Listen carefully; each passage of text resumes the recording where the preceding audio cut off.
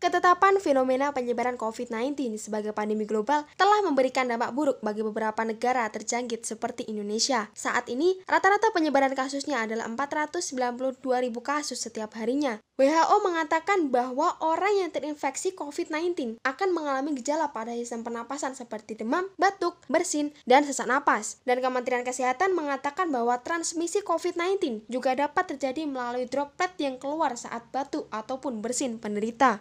Untuk mengatasi permasalahan tersebut, solusi yang pernah ditawarkan oleh pemerintah yaitu menghimbau kepada masyarakat agar memakai masker kain saat beraktivitas di luar rumah.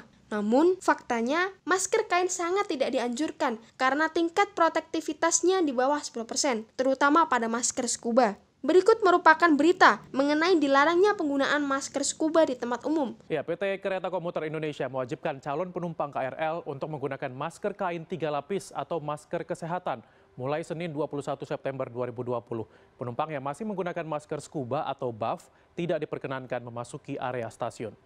Berdasarkan Center of Disease and Prevention or CDC bahwa penggunaan filtering face respirators dan APD dapat dinilai efektif dalam mencegah penyebaran virus COVID-19. Namun, timbul permasalahan lain yaitu tingginya permintaan APD mengakibatkan terjadinya krisis APD di seluruh dunia. Untuk itu, para peneliti berlomba-lomba untuk mengatasi permasalahan tersebut. Pada tahun 2019, Heinz Busch dan kawan-kawan telah berhasil membunuh virus yang memiliki kesamaan genetik dengan intensitas 1 Joule per cm persegi. Penelitian Heinz Busch selanjutnya membuktikan bahwa dalam intensitas 1 Joule per cm persegi tidak terjadi kerusakan pada filter. Berdasarkan permasalahan dengan didukung penelitian sebelumnya, maka dengan bangga kami mempersembahkan SDC Smart Decontamination Cabinet, inovasi lemari dekontaminasi dengan metode RSGS and UVGI berbasis Artificial Intelligence guna mengatasi krisis APD dalam upaya penanganan COVID-19. Kami dengan anggota Afif Alivia Alfian, Naila Hoirina, dan Naftalina Uli Adelia dari Universitas Negeri Semarang. Berikut ini merupakan metode penelitian yang dilaksanakan untuk mendapatkan hasil alat yang maksimal. Yang pertama adalah mulai, yang kedua analisis kebutuhan. Pelaksanaan program diawali dengan tahap studi literatur terkait proses desinfeksi APD. Yang ketiga perancangan alat.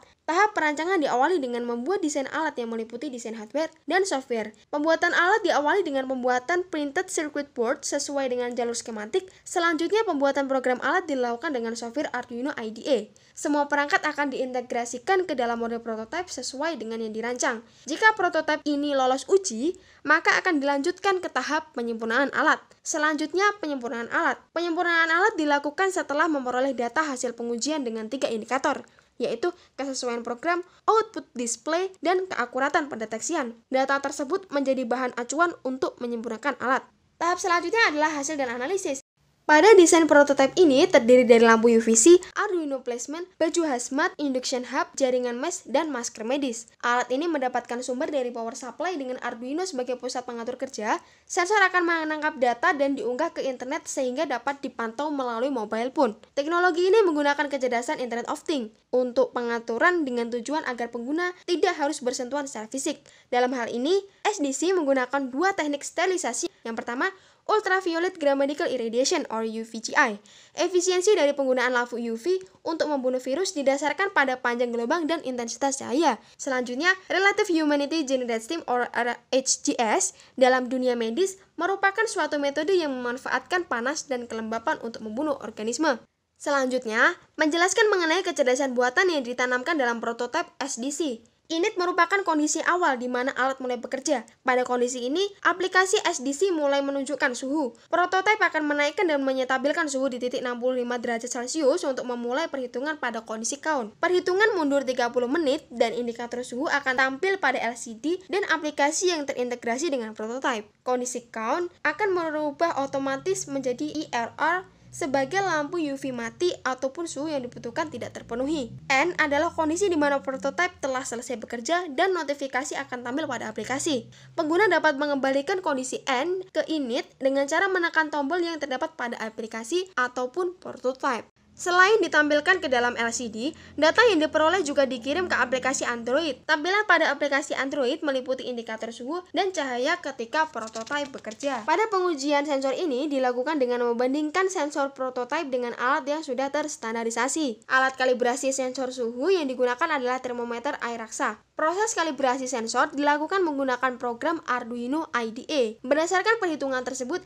dapat diketahui bahwa rata-rata error kurang lebih 0,65 derajat Celcius. Berikut merupakan analisis nilai guna. Biaya pembuatan alat HDC sebesar 4.559.500 dapat menyediakan sebanyak 144 APD dalam waktu 30 menit. Perwujudan dari implementasi alat sendiri dilakukan untuk penanganan COVID-19 pada planning 1, SDC diletakkan pada puskesmas atau layanan kesehatan sebanyak 1 buah. Pada planning 2, diletakkan pada rumah sakit dan pada planning 3 diletakkan pada masyarakat, di mana alat menyesuaikan kebutuhan masker bagi para penggunanya. Untuk itu, perlu dukungan dari berbagai pihak, terutama Kementerian Kesehatan dan pemerintah sebagai pemilik otoritas, mahasiswa sebagai pencetus gagasan, dan tenaga medis sebagai penyuluh alat. Berdasarkan manfaat dan potensi yang ada, maka dapat disimpulkan bahwa integrasi sensor dengan aplikasi mobile pada teknologi SDC memberikan keamanan dari paparan sinar radiasi UV. Kecerdasan buatan yang ditanamkan pada teknologi SDC menyajikan kemudahan dalam pengoperasian alat. Masyarakat dapat menggunakan masker dengan tingkat keamanan setara dengan tenaga medis, sehingga mampu mencegah penyebaran virus COVID-19. Krisis dan limbah masker menjadi berkurang, dan yang terakhir, strategi penanganan dalam menghadapi pandemi. Sekian dari kelompok kami, terima kasih.